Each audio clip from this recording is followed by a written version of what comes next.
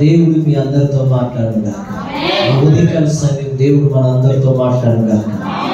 ఎంతమంది నమ్ముతున్నారు దేవుడు నాతో మాట్లాడబోతున్నాడు? I will believe, you believe, దేవుడు మీతో మాట్లాడబోతున్నాడు. ఆమేన్.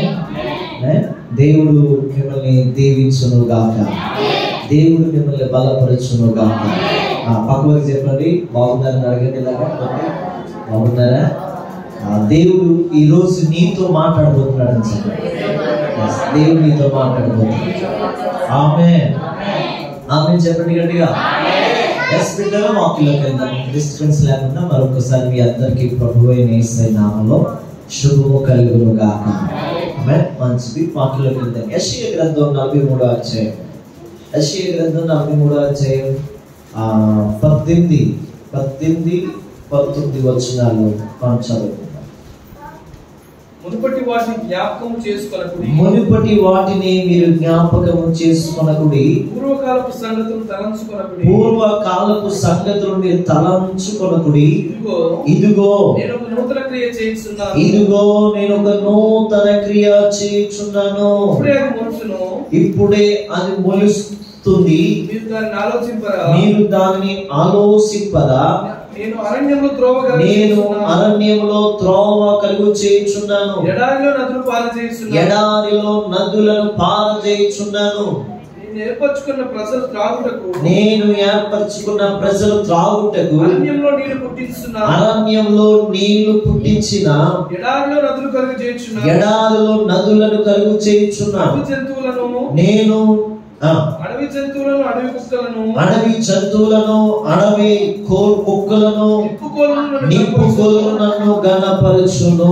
గట్టిగా స్తోత్రం చెప్పండి. ఇంకా బిగ్గరగా చెప్పండి. దేవుడు మిమ్మల్ని అందరితో స్పందించి బలపరచును గాక. బిడ్డరా, ఇది యెషయా భక్తుడు చెప్తున్న మాట. ఇశ్రాయేలు ప్రజలు చెరలో ఉన్నప్పుడు దేవుడు వారిని జ్ఞాపకం చేసుకుంటానని చెప్పిన మాట. ఇశ్రాయేలు ప్రజలు చెరలో ఉన్నారు. 70 సంవత్సరాల పాటు వారు చెరలో ఉంటే ఆ చెరలోంచి బయటికి రాక వచ్చే ముందు చెప్తున్న మాట ఈ మాట. అందుకని యెషయా భక్తుడు ఈ మాటను మనం చెప్తున్నప్పుడు చూడగలుగుతాం. 18వ వచనం చూస్తే, మునుపటి వాటిని మీరు జ్ఞాపకము చేసుకొనకుడి. పూర్వకాలపు సంగతులను మీరు ఏం చేయకూడదు? జ్ఞాపకము చేసుకొనకుడి అంటాడు. అంటే ప్రభు చెప్తున్న మాట ఏంటంటే, మీరు ఏదైతే పాత జీవితం ఉందో దాన్ని మీరు జ్ఞాపకం చేసుకోకండి. అంటే పాత జీవితం అంటే మీరు నిందలు పడ్డ జీవితం, అవమానాలు పడ్డ జీవితం, కష్టాలు పడ్డ బతుకు, ఇంకా ఎన్నో సమస్యలు కూడా వెళ్ళిన జీవితం. ఈ జీవితం ఉందే, ఈ జీవితాన్ని ప్రభు అంటున్నాడు జ్ఞాపకము చేసుకోవద్దు అని చెప్తున్నాడు. ఈ మాట కోసం కొన్ని మాటలు మనం చూస్తే ఆయన ఏమంటున్నాడంటే, మునుపటి వాటిని మనం జ్ఞాపకం చేసుకునకూడదు. అంటే జరిగిపోయిన సంగతులు ఇక చాలు, జరగబోయే దానికోసం మనం ఆలోచించదుము గాక. అంటే ప్రభు చెప్తున్న మాట ఏంటంటే, మునుపటి వాటిని మనం మర్చిపోదాం. దేవుడు ఇప్పుడు మన పట్ల ఏది చేయబోతున్నాడో ఆ కార్యాలన్నీ మనం తలెత్తి ప్రార్థన చేద్దాం. ఆమేన్ చెప్పండి గట్టిగా. ఆమేన్. అందుకనే భక్తుడైన 65 యెషయా గ్రంథం 17వ వచనంలో కూడా ఈ మాట చెప్తాడు. ఒక మాట చదువుదామా? 65:17 వచనం. ఇదిగో నేను కొత్త ఆకాశమును కొత్త భూమిని సృజించుచున్నాను.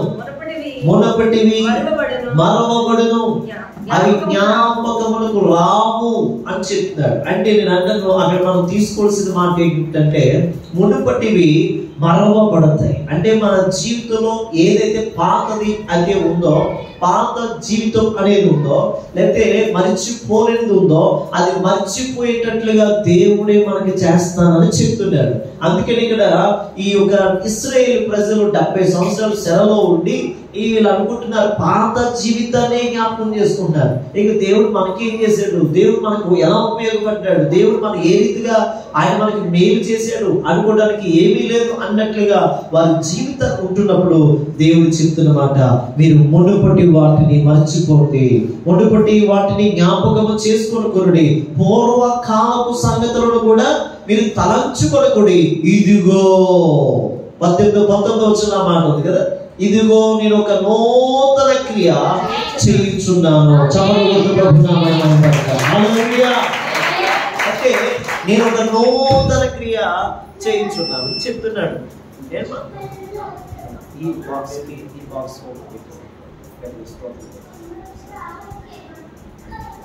ఇదిగో నేను ఒక నూతన క్రియ చేయించున్నాను అని ప్రభు చెప్తున్నాడు. అంటే ప్రభు చెప్పే మాట ఏమిటంటే నూతన క్రియ చేయడానికి ఆయన ఒక్కడే సమర్థుడు. స్తోత్రం కలుగును గాక.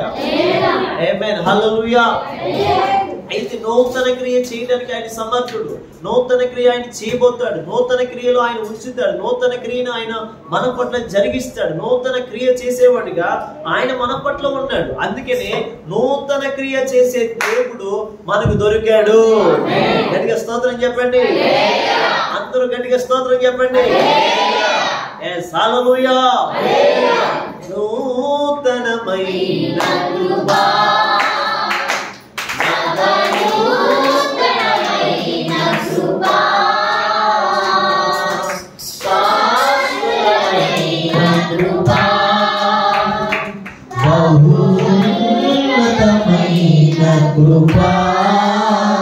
హల్లెలూయా. అంటే దేవుడు చెప్తున్న మాట ఏమిటంటే ఆయన ఒక నూతన కార్యం మన పట్ల చేయబోతున్నాడు. ఆమె చెప్పండి గట్టిగా.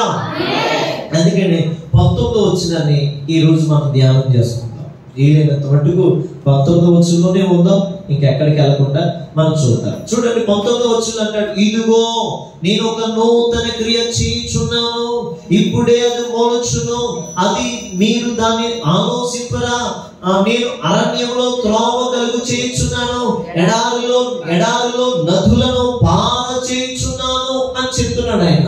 అంటే మనం గమనించగలిగితే ఆయన చెప్పిన మాట ఏమిటంటే ఎడారిలో సైతం ఆయన త్రోవలను కలుగు చేయబోతున్నాడు. హల్లెలూయా. ఇంకా బిగ్గరగా చెప్పండి, హల్లెలూయా. ప్రభు చెప్తున్న మాట ఇక్కడ 19వ వచనంలో ఇదిగో నేను ఒక నూతన క్రియ చేయించున్నాను. నూతన, అందరూ పలకండి, నూతనమైనది. అందరూ పలకండి, నూతనమైనది.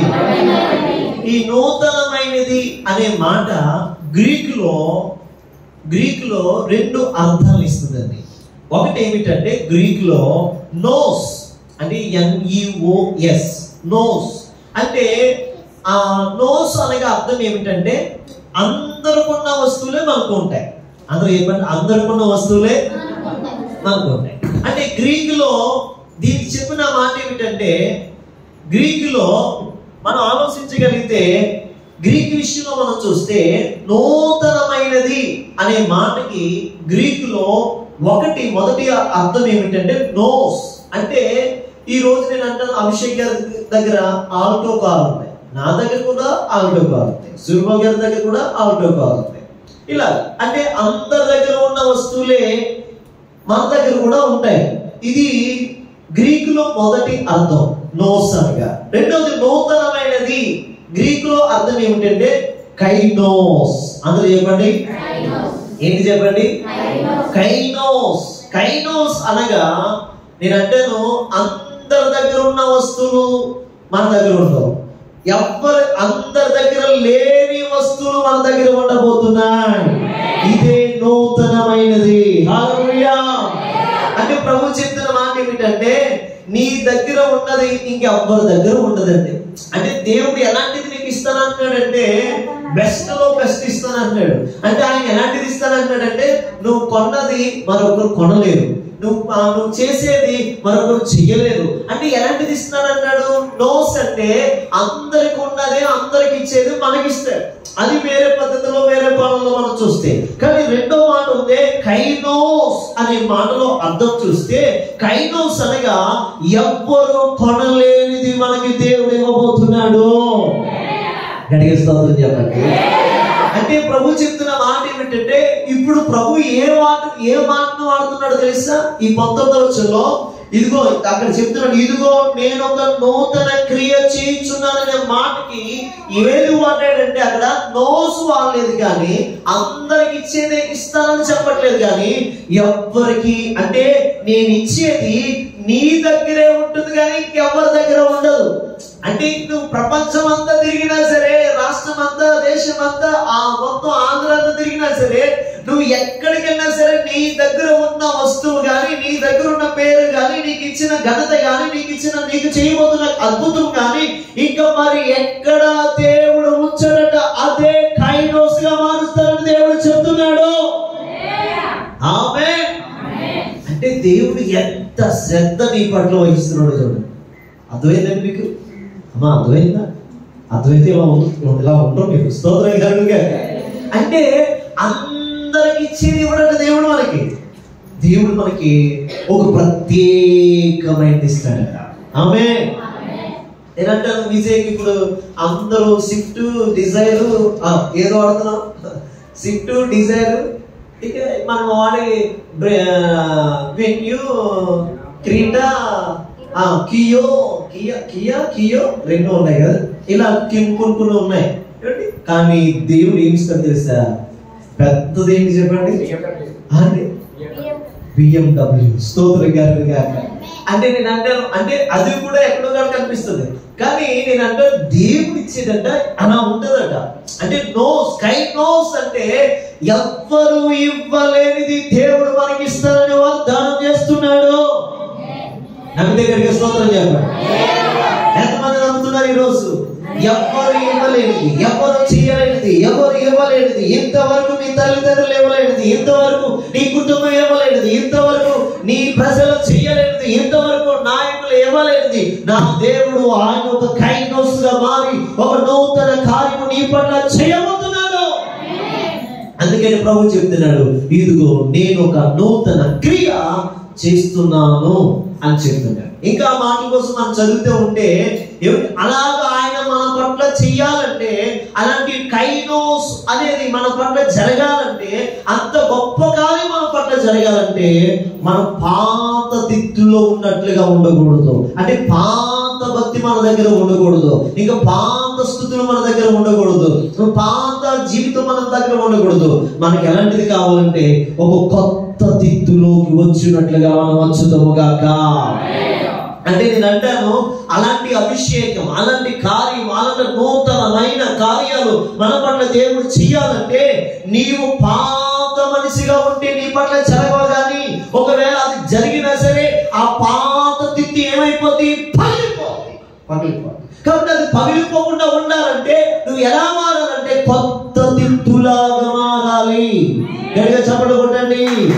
అంటే నేను కొత్త తిత్తులాగా ఉండాలంటే నీవు నిశ్చయంగా ప్రభు పాదాలు పట్టుకోవాలి, ప్రభువును అడగాలి, ప్రభుతో సహవాసం చేయాలి, ప్రభుతో నడవాలి, ప్రభు చెప్పినట్లుగా ఉండాలి. నీ జీవితాన్ని ప్రభుకి అంకితం చేయాలి. స్తోత్రం కలుగుగాక.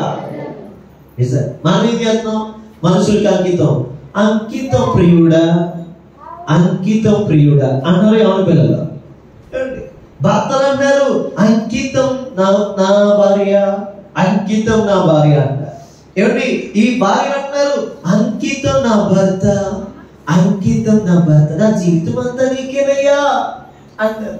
ఏమండి ఇంకా కొంతమంది ఉన్నారు, రకరకాలమైన మనుషులు మన లోపల జీవిస్తున్నారు. అంటే అంకితం ఎవరికి చేస్తున్నారంటే ఈ లోక సంబంధమైన శరీర సంబంధమైన మనుషులకి మన జీవితం అంకితం అవుతుంది. కానీ దైవ సంబంధమైన దేవుడికి నీ జీవితం అంకితం అవుతే ఒక నూతన తిత్తులకు నువ్వు రాగలుగుతావు. ఆయన ఇచ్చే కైనోస్ అనబడుతున్న ఒక అభిషేకం నీలోకి వస్తుంది. అప్పుడే గొప్ప కార్యాలను చూడగలుగుతావు. ఆమేన్. అందుకని ప్రభు చెప్తున్నాడు, ఓ ఇశ్రాయేలులారా, మీరు పాత తిత్తులో ఉండిపోయారు, మీరు కొత్త తిత్తులోకి రావాలి. Praise the lord. అంటే పాత తిత్తు ఉంటే అంత అభిషేకాన్ని తట్టుకోలేదు, పాత తిత్తు ఉంటే అంత నూతనమైన కార్యాన్ని, పెద్ద కార్యాన్ని చూడలేదు. అందుకని ప్రభు చెప్తున్న మాట ఏంటంటే, ఆయన అంటున్నాడు మీరు కొత్త తిత్తులాగా మారాలి. ఆమేన్.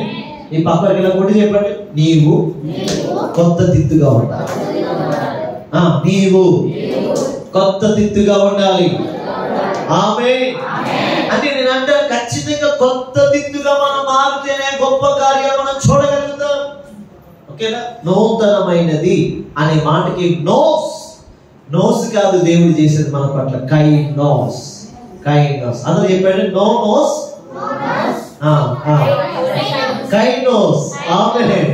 హల్లెలూయా. అంటే నా పట్ల దేవుడు నోస్, అందరికి ఇచ్చింది ఎవడు నాకు ప్రత్యేకమైనది ఇస్తాడు.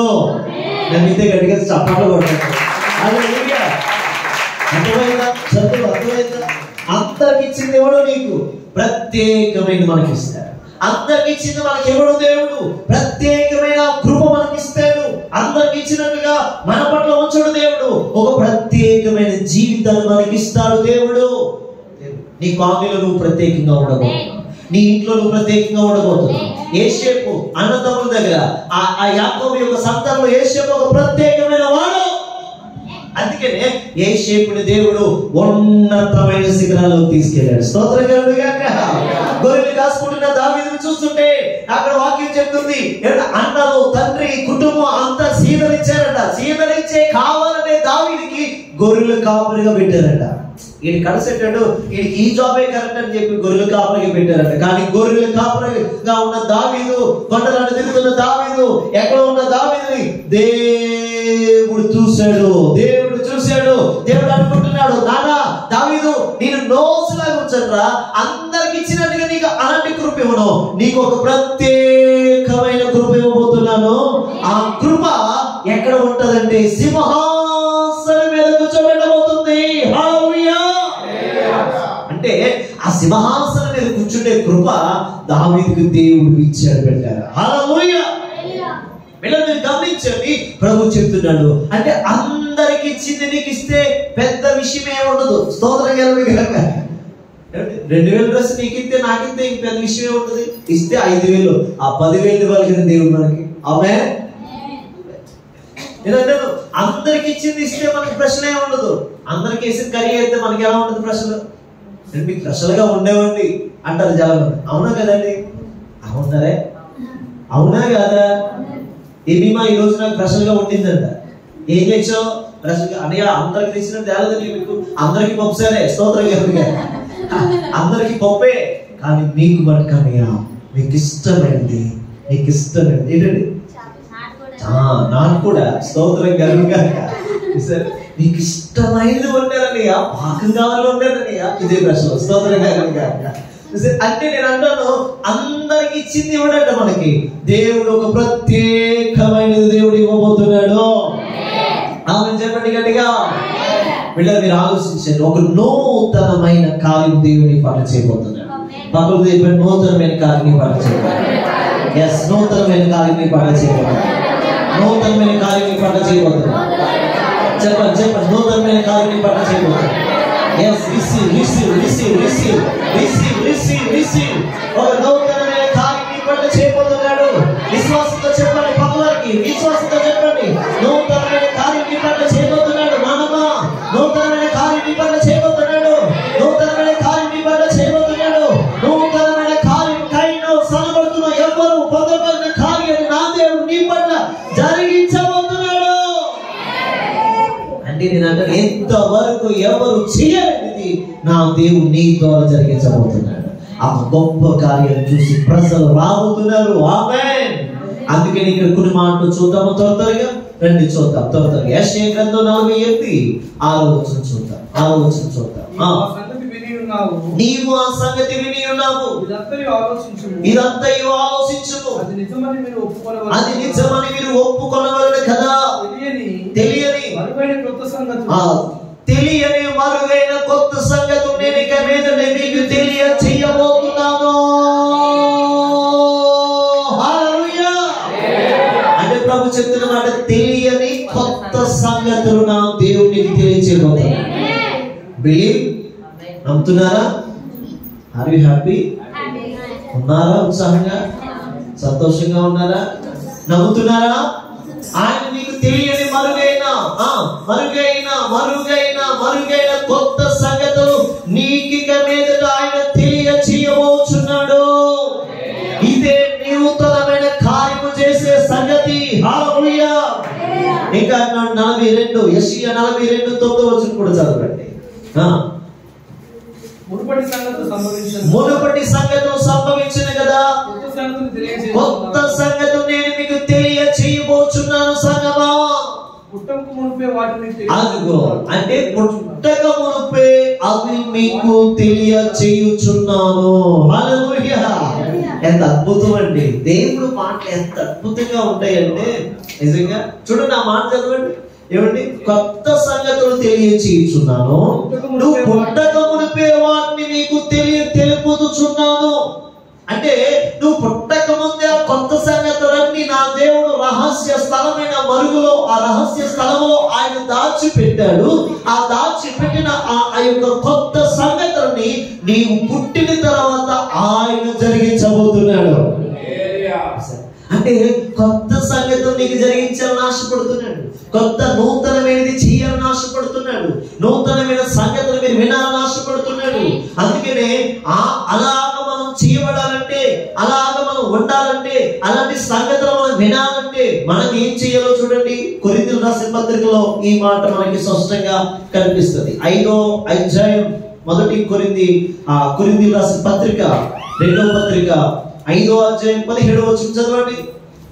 కాగా ఎవరైనా క్రీస్తునందు ఉన్న యెడల వాడు నూతన సృష్టి, ఇక పాతవి గతిస్తాయి, ఇదిగో కొత్తవిగా మారిపోతుంది. ఆమేన్. అంటే నేను అంటాను, పాతది నీ జీవితంలోంచి పోవాలి, పాత బ్రతుకు నీ జీవితం నుంచి పోవాలి, పాత జీవితం నీ జీవితం నుంచి పోవాలి. అప్పుడే కొత్త బ్రతుకు నీలోంచి స్టార్ట్ అవుతుంది. హల్లెలూయా. అందుకనే భక్తుడు కొరింథీ సంఘాన్ని చెప్తున్నాడు, ఓ కొరింథీ సంఘమా, మీరు ఎలాంటిది కలిగి ఉండాలంటే మీలో క్రీస్తు నందు ఉన్న ఎడల మీరు నూతన సృష్టి. అంటే మీరు క్రీస్తులో ఉంటే మీరు నూతన సృష్టిగా మారబోతున్నారు. మీరు క్రీస్తులో ఉంటే నూతన సృష్టిగా మారబోతున్నారు. మీరు క్రీస్తులోనే నిలబడితే మీరే నూతన సృష్టిగా ఉండబోతున్నారు. ఆమేన్. అంటే మనం క్రీస్తులో ఉండడం నేర్చుకుంటే చాలండి. క్రీస్తులో ఉండడం మనం నేర్చుకుంటే చాలండి. క్రీస్తులో నిలవడం నేర్చుకుంటే చాలండి. క్రీస్తులో మనం నిలబడడం నేర్చుకుంటే చాలండి. క్రీస్తులో మనం నడడం నేర్చుకుంటే చాలండి. క్రీస్తుని ఎమ్మడిస్తే చాలండి. క్రీస్తుని పట్టుకుంటే చాలండి. మనం నూతన సృష్టిగా మారిపోబోతున్నాం. ఆమేన్. ఇంకా దగ్గరగా ఆమేన్, ఆమేన్, ఆమేన్, ఆమేన్. అంటే నేను అంటాను, నూతన సృష్టిగా నా దేవుడు నిన్ను చెయ్యను గాక. ఓకే. ఇంకా ఆయన అంటాడు, ఒక మాట చెప్పాలంటే ఇంకా ఇశ్రాయేలు ప్రజల కోసం చెప్పుకుంటూ వస్తూ ఆ మాట చూద్దాం రండి. యెషయా 41:18. యెషయా 41:18. Praise the lord. చదువుతాను. 41:18. జనులు చూసి యెహోవా హస్తము ఈ కార్యము చేసినని ఇశ్రాయేలు పరిశుద్ధ దేవుడు. అంటే ఎవరు చేశారు ఈ నూతన సృష్టి? ఎవరు చేశారు ఈ కొత్త కార్యం? ఎవరు చెప్పబోతున్నారు ఈ కొత్త సంగతులు? అంటే అక్కడ చెప్తున్నారు, జనులు చూసి. అంటే ఈ రోజు నీ పట్ల చేయబోతున్న కార్యాలు చూసి జనులు చూడబోతున్నారు. నీ పట్ల చేయబోతున్న కార్యాలు జనులు చూడబోతున్నారు. ఆ జనులు చూసి యెహోవా హస్తము ఈ కార్యము చేశానని వారు చెప్పుకునే రోజులు రాబోతున్నాయి. ఆమేన్ చెప్పండి గట్టిగా. అంటే నీ పట్ల ఏదైతే గొప్ప కార్యం జరగబోతుందో, నీ పట్ల ఏదైతే అద్భుతం జరగబోతుందో, నీ పట్ల ఏదైతే నూతనమైనది, అందరికి ఇవ్వలేనిది, అందరికి ఇచ్చింది కాదు, ఒక ప్రత్యేకమైన కార్యం నీ పట్ల జరగబోతుండగా నిజంగా ఇది ఎవరు చేశారంటే ఆ పరలోకమున యేసు ఒక్కడే వీరి పట్ల నూతన కార్యము చేశాను అని చెప్పుకునే రోజు దేవుడు మీకు కూడా ఇవ్వబోతున్నాడు. నమ్మితే గట్టిగా చప్పట్లు గుర్తుపడుతున్నాము. అలాంటి రోజు దేవుడు మీకు ఇవ్వబోతున్నాడు. అలాంటి సమయాన్ని దేవుడు మీకు ఇవ్వబోతున్నాడు. అలాంటి కార్యాలు మీరు కూడా చూడబోతున్నారు. అందుకని ప్రభు చెప్తున్న మాట ఏంటంటే, జనులు చూచి యెహోవా హస్తము ఈ కార్యము చేసినని, ఇశ్రాయేలు పరిశుద్ధ దేవుడు దీన్ని కలుగు చేసినని తెలుసుకుని నమస్కరించి స్పష్టముగా గ్రహించినట్లు మెట్ల మీద నేను అంటే చెట్లు లేని మెట్ల మీద నేను మీకోసం ఏం చేయబోతున్నానో తెలుసా? నదులను పార చేయబోతున్నాను. హల్లెలూయా. బిడ్డ మీరు గమనించారు అక్కడ? అంటే చెట్లు లేని మెట్టలు ఉన్నాయి. స్తోత్రం కలుగుగాక. చెట్లు ఉన్న మెట్లు ఉన్నాయి, చెట్లు లేని మెట్లు కూడా ఉన్నాయి. కొన్ని కొండలు చూస్తే చాలా అందంగా ఉంటాయి, గుండు గీస్తున్నట్టుగా. స్తోత్రం కనుక ఇక జాయిగా గుండు చూడండి ఎంత అందంగా అలాగే ఉంటాయి కొన్ని మెట్టలు, కొన్ని కొండలు. స్తోత్రం కనుక మీరు అలా పోలుతుంది కనుకుంటే కొన్ని మెట్లు ఎలా ఉంటాయంటే ఇగో మనకులా ఉంటాయి. ఏదో కొన్ని మెట్లు మనకులా ఉంటాయి, ఇంకా కొన్ని మెట్లు మీకులా ఉంటాయి. స్తోత్రం కనుక పెద్ద పెద్ద చెట్లు ఉంటాయి. స్తోత్రం కనుక కాలు దాకా ఉంటుంది కదా కొంతమందికి, అలాగా పెద్ద పెద్ద శిఖరాలు ఎక్కించి ఆ చెట్టు ఎక్కితే ఇంక మనం దిగి రావాలి, మన నడువు ఇరిగిపోతే అన్నట్లుగా ఉంటాయి కొన్ని చెట్లు. స్తోత్రం కనుక అలాగా ప్రభు చెప్తున్నాడు. ఏమంటున్నాడు తెలుసా అంటే నమస్కరించి, ఎవరు మీ పట్ల చేసిన కార్యాన్ని బట్టి అన్యజనులు చేయబోతున్న కార్యం ఇది. నమస్కరించి స్పష్టంగా గ్రహించినట్లు మెట్టల మీద ఆయన నదులను పార చేయబోతున్నాడు. ఆమేన్. అంటే మెట్టలాగా ఉండిపోయిన నీ జీవితంలో ఆయన నదులను పార చేయబోతున్నాడు. ఆయన నదులను పార చేయబోతున్నాడు.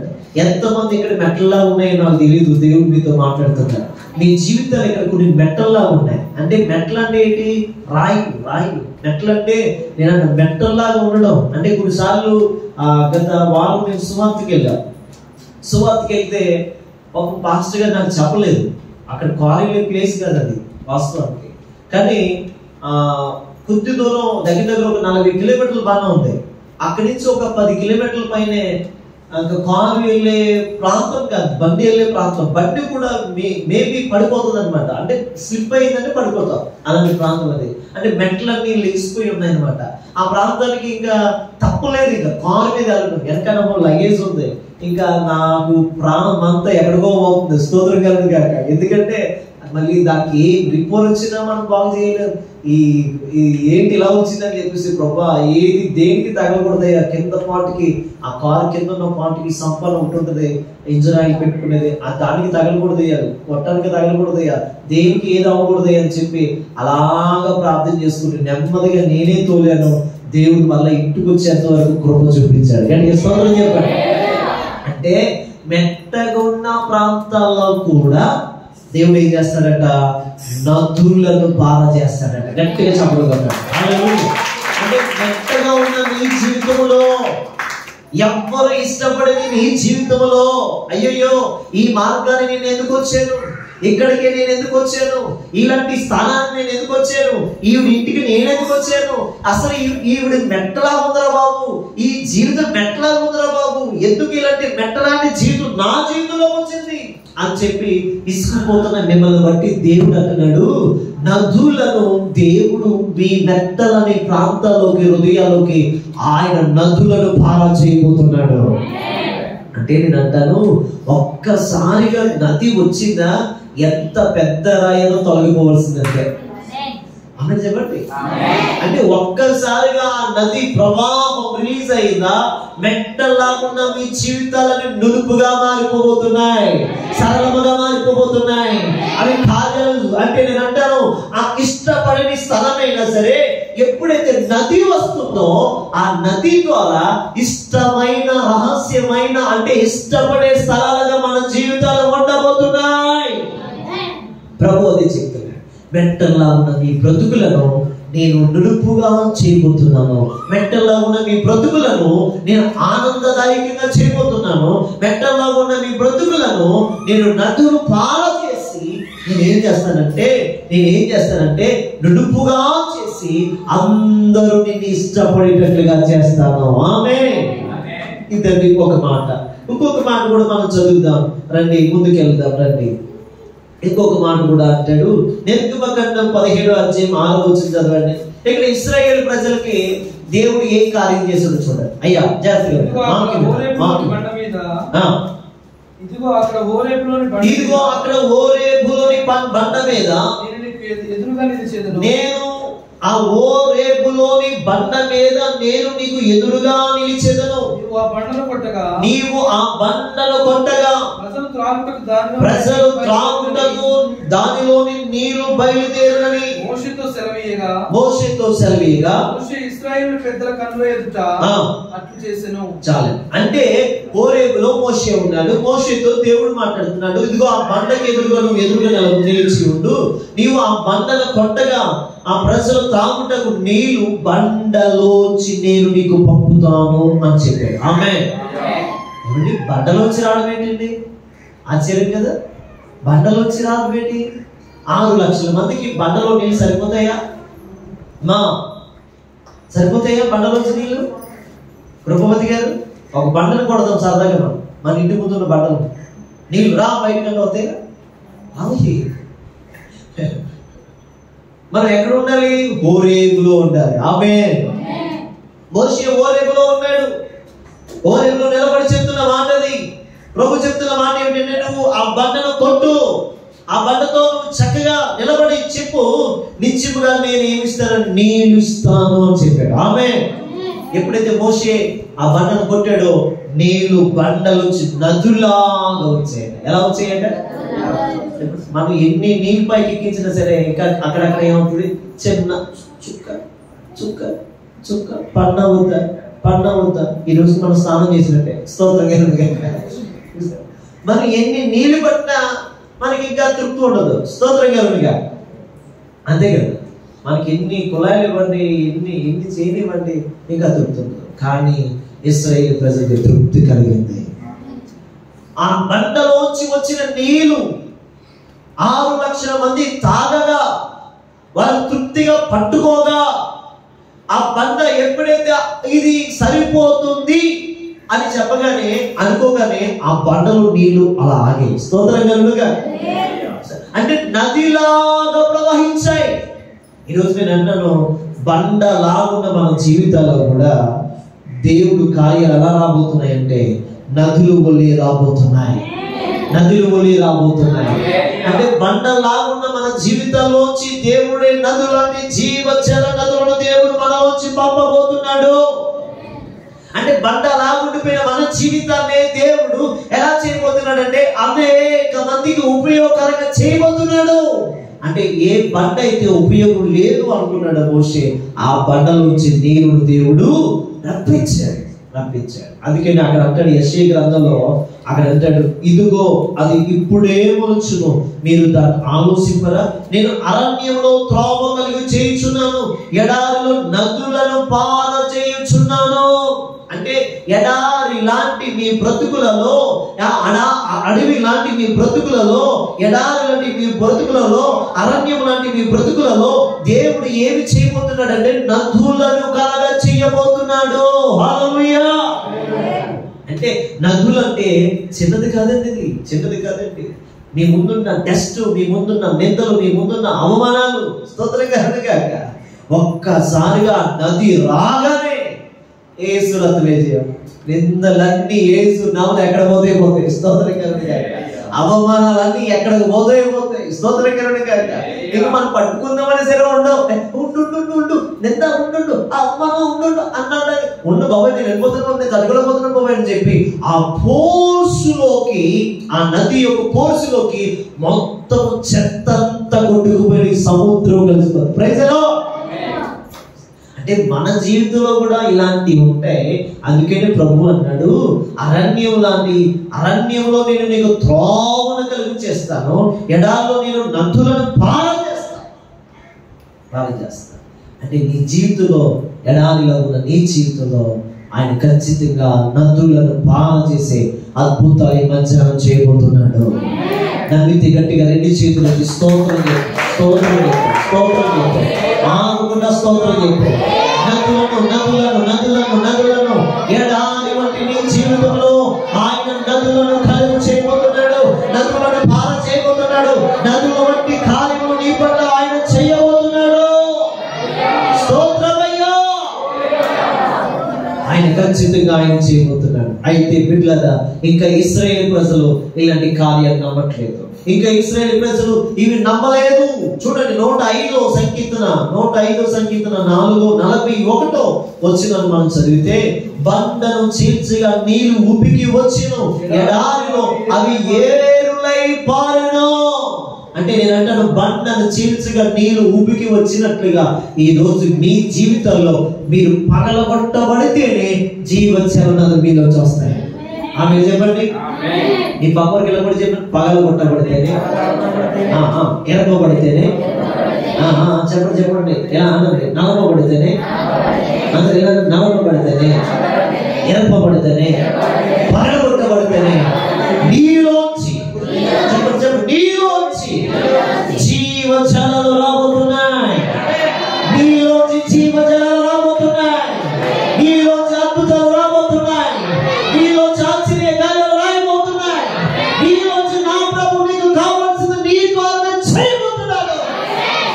ఆమేన్. అంటే ప్రభు చెప్తున్న మాట ఏంటంటే మనం చిన్నగా తీసుకుంటే అది కాదు, కానీ విశ్వాసంతో తీసుకుంటే అది నీ పట్ల జరగబోతుంది. అంటున్నాడు, బండను చీల్చిగా నీళ్లు ఉబికి వచ్చును, ఎడారిలో అవి ఏరులై పారును. నీ జీవితంలో కూడా ఎలా ఉండబోతున్నాయి అంటే ఏరులుగా పారబోతున్నాయి. ఎంతమంది నమ్ముతున్నారు? ఎంతమంది నమ్ముతున్నారు? ఎంతమంది ఎంతమంది నమ్ముతున్నారు? నీ జీవితంలో ఆశీర్వాదాలు ఏరులుగా రాబోతున్నాయి. సెల ఏరులుగా రాబోతున్నాయి.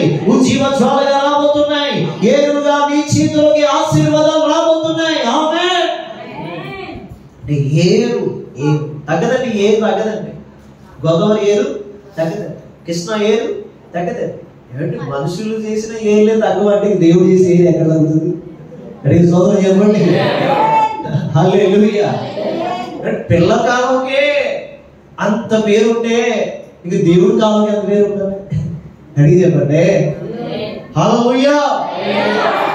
నీ జీవితంలో ఆయన సెల ఏళ్ళు పారే రోజులు దగ్గరలో, నీ జీవితంలో సెల ఏళ్ళు పారబోతున్నాయి. నీ జీవితంలో సెల ఏళ్ళు పారబోతున్నాయి. ఆయన చెప్తున్నాడు, బండను చీల్చిగా నీళ్లు ఉబ్బుకుతున్నాయి. ఉబ్బుకుతుండగా ఎడహాపై రాబోతున్నాయి అంటే సెల ఏరులై పారబోతున్నాయి. ఏరులుగా ఏరులుగా ఏరులుగా అవి పారే రోజులు నీ జీవితంలోకి రాబోతున్నాయి. ఇంకా మనం ముందుకెళ్తే బిడ్డారా 35 యెషయా గ్రంథం 6వ వచనం కూడా చదవండి. 35 యెషయా గ్రంథం 6వ వచనం చదవండి చదవండి. కుంటివాడు దుప్పి వలె గంతులు వేయును, మోగవాని యొక్క నాలిక పాడును, అరణ్యములో నీళ్లు ఉబుకును, గట్టిగా స్తోత్రం చెప్పండి. గట్టిగా చెప్పండి. ఇంకా గట్టిగా చెప్తా. కుంటివాడు ఏం చేయబోతున్నాడు? కుంటివాడు ఏం చేయబోతున్నాడు? దుప్పు వలె గంతులు వేయబోతున్నాడు. నేను అంటాను, నీ జీవితం ఎంతవరకు కుంటి జీవితంగా ఉంది అంటే గంతులు లేవు. ఏం లేదు నీ జీవితంలో. ఎగురుదామంటే ఏం లేదు, ఏది లేదు, గంతులు లేదు. అంటే గంతులు వేసుకుంటే ఏం జరిగిందిరా అంటే మా అక్కకి వెళ్ళే, మా చెల్లికి వెళ్ళే. చూసారు అంటే ఏం జరిగిందిరా అంటే మాకు ₹1,00,00,000 లాభం వచ్చింది. స్తోత్రం కలుగుగాక. ఏమవుతాయి అప్పుడు? ఆయన మామూలుగా నడుతాడు, నేలగా నడుతాడా, ఎగిరిపోతాడు, పైకి ఎగిరిపోతాడు. అంటే కుంటివాడు దుప్పి గంతులు వేస్తున్నట్లుగా వేయబోయే రోజులు రాబోతున్నాయి. ఈరోజు కుంటి భక్తిలో కుంటిపోయిన వారు దుప్పులు వేస్తున్నట్లుగా, దుప్పి ఏ రీతికి అయితే మళ్ళా తిరిగి కట్టుకుంటుందో, గంతులు వేస్తుందో, అలాగా నేను మళ్ళా జీవ శక్తిని ఇవ్వబోతున్నాను, ఆత్మ అభిషేకాన్ని ఇవ్వబోతున్నాను. ఈ రోజు కుంటి భక్తంతో తొలగిపోయే రోజు యేసు నామములో జరుగుగాక.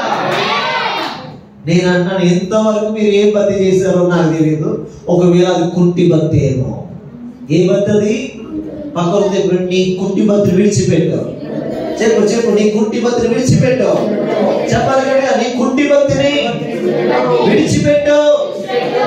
చెప్పు ఆ మాట చదవండి. నీ కుంటి భక్తిని విడిచిపెట్టు. మోగ భక్తిని విడిచిపెట్టు. కుంటి భక్తిని విడిచిపెట్టు. మోగ భక్తిని విడిచిపెట్టు. మోగభక్తి అంటే ఏంటి? దేవుడి కోసం చెప్పకుండా ఉండడమే మోగభక్తి. ఏం చేశాడమ్మా మా ఆయదారు దేవుడు ఎలా అంటారు? మళ్ళీ అంటారు కదా, ఏం చేశాడమ్మా మా ఆయదారు. 30 సంవత్సరాలు అవుతుంది, ఒక ఇల్లు ఇవ్వలేదు, ఒక పిల్లకి పెళ్లి రాలేదు, ఏమీ రాలేదు. వేసుకున్న సీరే, కట్టుకున్న బట్టలే, ఆ కంచమే. స్తోత్రం కలుగుగాక. అందరూ మంచి మంచి కంచాల్లో తింటున్నారు. నాకేమో ఇంకా ఆ ₹100 కంచమే సరిపోతుంది. స్తోత్రం కలుగుగాక. హల్లెలూయా. ప్రభు చెప్తున్నాడు, ఏమంటున్నాడు? నీ కుంటి బత్తి ఈ రోజు దుప్పులు ఏ రీతిగా గంతులు వేస్తుందో ఆ బత్తిగా మారబోతుంది. అంటే నీ కుంటి బత్తి పోబోతుంది. చెప్పండి, ఆమేన్ చెప్పండి. ఎంతమంది నమ్ముతున్నారు? ఎంతమంది నమ్ముతున్నారు? నీ కుంటి బత్తి పోబోతుంది. ఇంతవరకు నీలో ఉన్న కుంటి బత్తి యేసు నామములో పోవును గాక. యేసు నామములో నీలో ఉన్న కుంటి బత్తి యేసు నామములో పోవును గాక. మోగ బత్తి యేసు నామములో పోవును గాక. ఇదిగో ఆయన కోసం రోషంగా నిలబడే బత్తి ఈ కలవరి దినంలో ఆయన అభిషేకం, ఆయన ఆత్మతో నీవు చేయదువు గాక. ఎస్, ప్రభు చెప్తున్న మాట, కుంటి వారు దుప్పు వలె గంతులు వేయబోతున్నారు. అంటే కుంటి బత్తి చేసే వారికి లేరు. కుంటి బత్తి చేసే వారికి వద్దు. ప్రభుకి గంతులు వేసి దుప్పు వలె ప్రభు కోసం పరిగెత్తే వారు యేసు కోసం కావాలి. అంటే నేను అంటాను, ప్రభు చెప్తున్న మాట, యేసు కోసం గంతులు వేసుకుంటూ వెళ్ళేవారు కావాలి. ఆమేన్, ఆమేన్, ఆమేన్. చెప్పండి, ప్రభు అంటే ఎలాంటి వారు కావాలి? యేసుకి గంతులు వేసేవారు కావాలి, నిలబడే వారు కావాలి. ఇదిగో ఆయన అభిషేకాన్ని పొందుకునే బలమైన సాధనాలు గంతులు వేసుకుంటూ ఉన్నతమైన స్థలాల్లోకి వెళ్ళేవారు కావాలి. అలాగ మనందరము మారిపోదుము గాక. దుప్పు వలె మారిపోదుము గాక. దుప్పు వలె మారిపోదుము గాక. దుప్పుల వలె మారిపోదుము గాక. ప్రియ దేవుని సంగమా, ప్రభు నీతో మాట్లాడుతున్నాడు. నీ కుంటి బత్తి చాయిగా, నీ రోజు కుంటి బత్తి తీసి గంతులు వేసే బత్తి చేయి. గంతులు వేసే బత్తి చేయి. ఒకసారిగా రా దేవుని మందిరం, సంతోషంగా రా దేవుని మందిరం. ఇసుకుంటూ రాకు, ఏడుతూ రాకు. అత్తగారింటికి వెళ్ళినాడు రాకు, స్తోత్రం కలుగుగా. అమ్మగారింటికి వెళ్ళినాడు రా, స్తోత్రం కలుగుగా. అమ్మగారింటికి వెళ్తే అన్ని దొరుకుతాయి, వెనకాల ఉండి తెచ్చుకోవచ్చు, స్తోత్రం కలుగుగా. అలా రా, స్తోత్రం కలుగుగా. నువ్వు వండుకోపోయినా వండి పెడుతుంది తల్లి, అవునా కదా? అమ్మ అన్ని ఆడిచ్చాను, నువ్వు వండుకోమంటే నేను వండుకోలేనమ్మంటే ఆవిడే వండే పని మనిషిని పెట్టి ఏదో లాగా తిప్పలు పడి నీకు కావాల్సినవి అన్ని పెడుతుంది, స్తోత్రం కలుగుగా. ఈ రోజు యేసయ్య కూడా అంతే. నీకు ఆయన అన్ని ఇవ్వబోతున్నాడు. ఆమె చెప్పే ఆమేన్. ఆయన నీకు అన్ని ఇవ్వబోతున్నాడు. అయితే నువ్వు ఎలా రావాలి? గుట్టుకుంటూ గుట్టుకుంటూ గుట్టుకుంటూ గుట్టుకుంటూ రాకూడదు. బతికి దేవుని బతులా చేయకూడదు. మనం గంతులు వేసుకుంటూ రావాలి. ప్రభు సన్నిధిలోకి గంతులు వేసుకుంటూ వచ్చినప్పుడు ఆయన నిన్ను ఉత్సాహంగా దీవిస్తాడు. ఆయన ఉత్సాహంగా దీవిస్తాడు. నువ్వు గంతులు వేసుకుంటూ వస్తే ఇంటికంటే స్టార్ట్ అవుతుంది అనుకో పేసి. కొంతమంది మొక్కలు ఇంటి దగ్గరే చప్పడబడుతుంది. నిన్న ఆదివారాలమ్మా ఇలాగా సంవత్సరానికి 52 ఆదివారాలు, ఇంకెన్ని ఆదివారాలు? మా 5 ఆదివారాలు. స్తోత్రంగా. ఆయన పార్కేయం చచ్చిపోతాం 10 రూపాయలు ఎంత ఒప్పుకోవట్లేదు పాస్. ఆయన పార్క్ చేయాలి మళ్ళీ ఇదో మాట టింగు మంది ఒప్పుకోడు. అవన్నీ అలాంటివన్నీ కదా. మీకు వందనాలు. మీరు టింగు మండి, నీకు టింగు అంటే అక్కడి నుంచి మీకు టింగు, నీకు సిలుబడి కాగితాలు అయితే నీకు సిలుబడి ఆయనతో అక్కడక్కడ కన్నాలు ఉన్నాయి. స్తోత్రం కాదు. మీరు ఏ మనసుతో ఎదుగుతున్నారో అది చూస్తాడు ప్రభు. ఆమె చెప్పండి. I am nothing. నేను మీకోసం మీ మీద ఆధారపడ్డాను. దేవుడు పిలిచాడు. ఆయన పిలిచిన పిలుపుకి లోబడి చేయగలిగితే దేవుడు మనకి సమృద్ధిని ఇస్తాడు. ఆయన మనకి ఇస్తాడంటే మనం దేని వైపు చూడద్దు. స్తోత్రం కాదు. హల్లెలూయా. ఎన్ని ఆదివారాలు ఉసిరిమని అమ్మగారు, ఎన్ని ఆదివారాలు ఉసిరిమని, ఎప్పుడు దీవిస్తాడు, ఎప్పుడు కొడుకు పిల్ల అవుతుంది, ఎప్పుడు కోడలు వస్తుంది, ఎప్పుడు మనం పుడతాడు. స్తోత్రం కాదు. ఇంకెన్ని ఆదివారాలు పాస్టర్ అనుకుంటున్నారు చాలా మంది. వదిలే, కుంటి బెత్తిని విడిచిపెట్టే, మోగ బత్తిని విడిచిపెట్టే, ఏమి చెయ్యలేదు అని చెప్పొద్దు. చెయ్యబోతున్నాడని చెప్పు, చేయబోతున్నాడని చెప్పు, జరగబోతున్నాయని చెప్పు. విశ్వాసంతో పలుకు, విశ్వాసంతో పలుకు, విశ్వాసంతో పలుకు. నీ నాలుక విశ్వాసం నాలుకగా మారిపోవాలి. నీ చూపు విశ్వాసం చూపుగా మారిపోవాలి. నీ కార్యాలు, నీవు నీ శరీరం కార్యాలు చూసే శరీరంగా మారిపోవాలి. నేను చెప్పేది ఏమిటంటే, మోగ బత్తి వద్దు, చెవిటి బత్తి వద్దు, ఇదిగో వినే బత్తి కావాలి మనకి. కార్యాలు చూసే బత్తి మనం చేయడం. ఆమేన్, ఆమేన్. ఇంకా ప్రభు చెప్తున్నాడు, ఇంకా కింద చదవండి, అక్కడి చదువు. అరణ్యములో నీరు ఉబుకును, అడవిలో కాలువలు. అది అంటే నీ అరణ్యంలో నీ బ్రతుకులో ఉబుకుతూనే ఉంటది ఆశీర్వాదం. స్తోత్రం కలుగుగా. నువ్వు వద్దన్నా వస్తుంది. ఆమె అంతే కదా. నువ్వు వద్దన్నా వద్దు ప్రభు నాకు తీసుకోరా బాబు అని చెప్పేసి మళ్ళీ ఆయన ఇద్దరు స్తోత్రం కలుగుగాక. ఉబుకుతూనే ఉంటది ఆశీర్వాదం. మిరియం ఉబుకుతూనే ఉంటది. ఇంకేం మిరియం బాస్ గారు బాబు నా జీవితం అంత అయిపోయింది అనుకుంటున్నాను అంటే ఉబుకుతూనే ఉంటది, ఉబుకుతూనే ఉంటది, ఉబుకుతూనే ఉంటది. యేసు నామములో అది ఈ మధ్యాహ్నం జరుగునుగా, నీ పట్ల జరుగునుగా. I believe in the name of Jesus. నేను నమ్ముతున్నాను. I will prophesy in the name of Jesus. అది మనందరి పట్ల జరుగునుగా. నీకు ఉబికే రోజులు వస్తున్నాయి, ఆశీర్వాదాలు వచ్చే రోజులు వస్తున్నాయి. అది నీ ఇసుక తీస్తే చాలు వచ్చేది. స్తోత్రంగా కొద్దిగా ప్రార్థన చేసి మొక్కలేసి వేసే చేతులు ఎత్తితే అవి మీ చేతిలో పడుకోబోతున్నాయి. ప్రైజ్ ది లార్డ్, హల్లెలూయా. ఇంకా చూడండి, అడవిలో కాలువలు పారును. నీ జీవితం అడవిగా ఉంది. అడవి ఎలా ఉంటుందండి?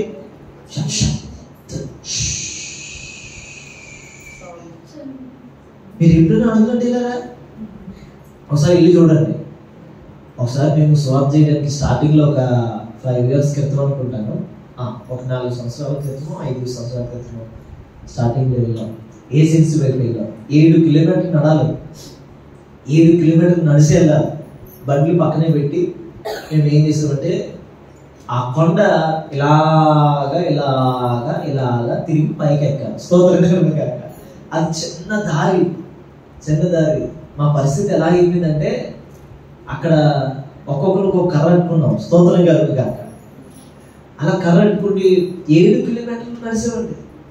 నడుస్తుంటే ఒక్కడు దూరం అయిపోతుంటే మాకు బెంగేసింది. ఎందుకంటే ఆ అడవిలో శబ్దం. ఆమె ఈ శబ్దాలంటే మిడతల శబ్దాలు ఉన్నాయి కదా, ఆ మిడతల శబ్దాలు కూడా అలిపోయేవాళ్ళం.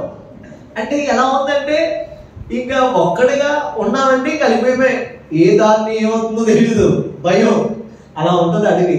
అందుకని ప్రభు అన్నాడు, అలాంటి అడవిలాగా చీకటి శబ్దాలు కలుగుతున్న బాధలు ఇబ్బందులు అప్పులో ఇంటికి వచ్చేస్తారా ఉదయాన్నే? అదొక శబ్దం, మిడతల శబ్దం. అది ఏ శబ్దం? అది చెప్పండి, ఏ శబ్దం అది? మిడతల శబ్దం. తాసుకోములు ఉంటాయి, వచ్చేస్తారు కొంతమంది తాసుకోములాగా. ఉదయం గేట్ తీరా అంటారు. స్తోత్రంగా వీడు బుస్ కొడుతుంటాడు, రా బయటికి రా, బాబురాజు బయటికి రా, మీ అంతా చదువుతారు అంటాడు. ఇలాంటి వాళ్ళు ఉంటారు అడవిలో. స్తోత్రంగా కాక. ఇంకా కొంతమంది ఉంటారు, తోడేళ్ళు ఉంటాయి. స్తోత్రంగా ఏముంటాయి? తోడేళ్ళు ఉంటాయి. ఇంకేముంటాయి? శతపులు ఉంటాయి, పులులు ఉంటాయి, సింహాలు ఉంటాయి, ఎలుగుబంట్లు ఉంటాయి, భయంకరమైనవి ఉంటాయి, అడవి నక్కలు ఉంటాయి, తోడేళ్ళు నక్కలు ఉంటాయి, చాలా ఉంటాయి అడవిలో. ఇలాంటి అడవిలో ప్రభు అంటున్నాడు, నేను ఏరులు పార చేస్తాను. ఆమేన్. అంటే ఒక నీరు పారిందంటే నేను దాటి ఏది రాలేదు అని చెప్పండి గట్టిగా. స్తోత్రం చెప్పండి గట్టిగా. హల్లెలూయా. అంటే ఆయన అంటుంది ఏంటంటే అడవిలో కూడా నేను కాలువలను పార చేతును. నీ జీవితం అనే అడవిలో ఆయన కాలువలు పార చేయబోతున్నాడు. హల్లెలూయా. వెంటనే మీ జీవితంలో ఆయన కార్యాలు చేయబోతున్నాడు. ఇదే నూతనమైన క్రియ. ఆమేన్ చెప్పండి. ఇంకా చెప్పండి గట్టిగా. ద్వితీయోపదేశకాండం 8వ అధ్యాయం. త్వరగా ముగిస్తాను. ద్వితీయోపదేశకాండం 8:15 చెప్పండి. 8:15 చెప్పండి. తాపకరమైన పాములను తేలును కలిగి ఎడారి నీళ్లు లేని భయంకరమైన ఆ గొప్ప అరణ్యంలో జాగ్రత్తగా వినండి. తాపకరమైన పాములను తేలును కలిగి ఎడారిన అంటే ఉన్న ఎడారి అయిన నీళ్లు లేని భయంకరమైన ఆ గొప్ప అరణ్యంలో ఆయన నిన్ను నడిపించును. రాతి బండ నుండి నీకు నీళ్లు తెప్పించును. గట్టిగా స్తోత్రం చెప్పండి. ఆ మాటలు చదువుతుంటే నరాల్లో ఏదో కార్యం జరగబోతుందని ఒక విశ్వాసం. Praise the lord. అంటే ప్రభు చెప్తున్న మాట ఏమిటంటే, తాపకరమైన పాముల మధ్యలో ఉన్నా, తేల మధ్యలో ఉన్నా, ఒకవేళ ఎడారి అయినా, నీలే లేని మనుషుల మధ్య, అంటే మనసే లేని మనుషుల మధ్య, మమకారమే లేని మనుషుల మధ్య, ఏ మాత్రం ఉపయోగం లేని మనుషుల మధ్య నువ్వు ఉన్నా సరే, నా ప్రభు అంటున్నాడు, నేను నిన్ను నడిపిస్తాను. నేను నిన్ను నడిపిస్తాను. నువ్వు భయపడకు, భయపడకు, భయపడకు. రాతి బండ నుంచి కూడా నేను నీకు నీళ్ళు ఇస్తాను. అంటే రాతి లాంటి మనుషుల మధ్య కూడా నేను నీకు ఉపయోగపడే కార్యములు చేయబోతున్నాను ప్రభు చెప్తున్న మాట. అందుకే ప్రభు అంటాడు, ఇదిగో నేను ఒక నూతన క్రియ చేయించున్నాను. ఆమేన్. అందులో చెప్పాడు, నేను ఒక నూతన క్రియ చేయించున్నాను. అందుకని ఇంకా మనం చదివితే 78:16 కీర్తన 78:16 కూడా అంటే, బండలో నుండి ఆ నీళ్ళు కాలువను రప్పించును, నదుల వలె నీళ్లు ప్రవహింపచేసును అని చెప్తాడు. ఇంకేమన్నాడు తెలుసా? ఆయన ఒక మంచి మాట చెప్తున్నాడు. ఏమిటి? యెషయా 48:21 కూడా చెప్తున్నాడు, ఎడారి స్థలాల్లో ఆయన వారిని నడిపించెను, వారు దప్పి కొనలేదు. రాతి కొండలో నుండి వారి వరకు ఆయన నీళ్లు ఉపగజేసెను. ఆయన కొండను చీల్చగా నీళ్లు ప్రవాహముగా బయలుదేరును. హల్లెలూయా! ఎంత అద్భుతమైన మాటలండి. దేవుడు చెప్పేది ప్రతిదీ మన పట్ల జరగబోతాం. ఆమె చెప్పండి. ఒకరికి కూడా చెప్పండి, దేవుడు చెప్పేది ప్రతిదీ నీ పట్ల జరగబోతుంది. చెప్పండి చెప్పండి, దేవుడు చెప్పేది ప్రతిదీ నీ పట్ల జరగబోతుంది. ఆమేన్. ఎంతవరకు ఒక స్థాయిలో ఒక కాలంలో మనం చెప్పుకున్నాం కదా, ఇది కొత్త క్రియ. ఆమేన్. ఇది కొత్త క్రియ. ఇది ఆయన చేయబోతున్న నూతన క్రియ.